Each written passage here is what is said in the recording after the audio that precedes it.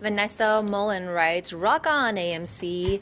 The other day, Rob Liefeld tweeted that Marvel is specifically trying to choke out Fox's X-Men and Fantastic Four movies by not releasing toys for them. Is this true? Thanks, and bring on the filthy. It's one of the stupidest, most ridiculous propositions I've ever heard somebody suggest. Toys do not drive movie ticket sales. Movies drive toy sales.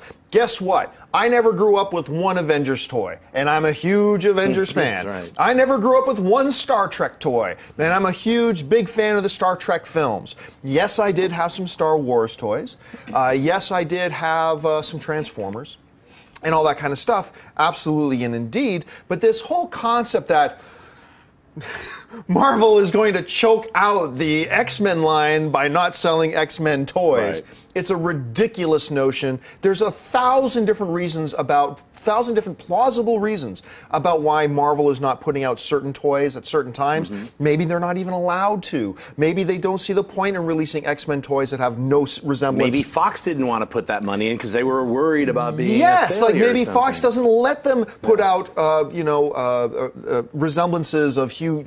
Right. I was going to say Hugh Hefner. Hugh Hefner as Wolverine. Hugh Jackman. Now you're talking. Now there's a movie. And, maybe they didn't want. There's 1,000 plausible explanations. One of them is not.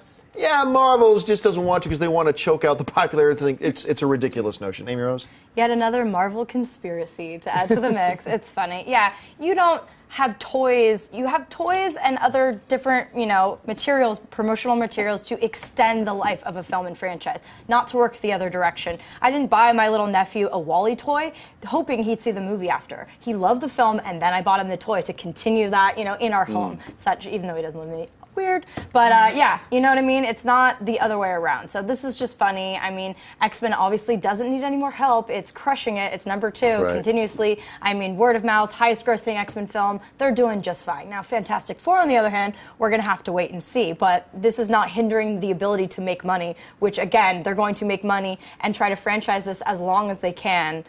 So here's the thing. Here's, you just brought up an interesting point, right?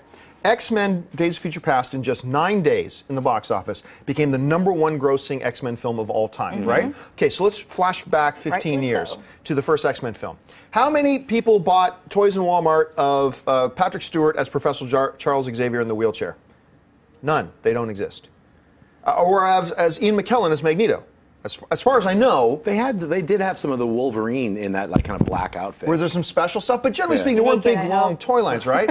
I mean, my nieces and nephews didn't own them. They did have now that I'm thinking back, they did have an X-Men line where they did have Magneto. They did have an X-Men. See, it must have been ridiculously unsuccessful or small. Yeah, there were only a couple of. I think they had like 6 figures, and probably diehard fans bought them. I didn't buy them, and yet.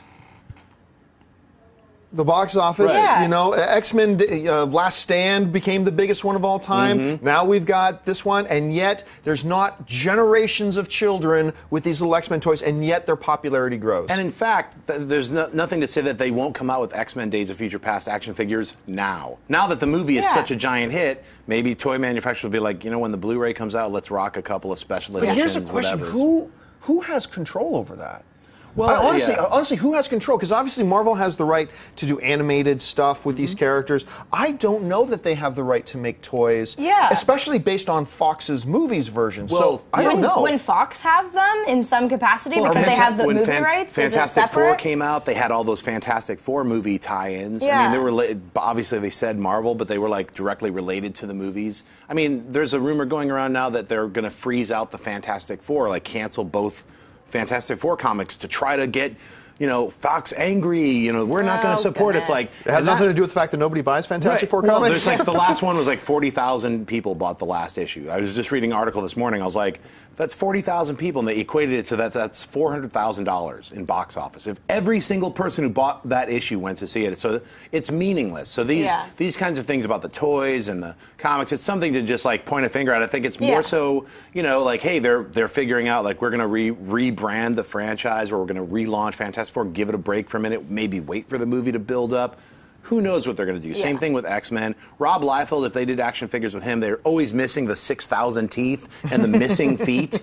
So, I mean, I would say, like, do a Rob Liefeld line. I'll buy it. You know, I would totally buy Rob Liefeld's tiny baby feet and 6,000 corn teeth. You know, let's do it. I'm in. I want 7 figures. Variants. Hey everyone, if you like this video, click that thumbs up button and make sure to subscribe to our AMC Movie News YouTube channel. It's free and helps you stay up to date with all the latest movie news, as well as our daily AMC movie talk show. Also, make sure that you follow us on Facebook and Twitter to stay up to date with all of our special promotions, contests, and prize giveaways.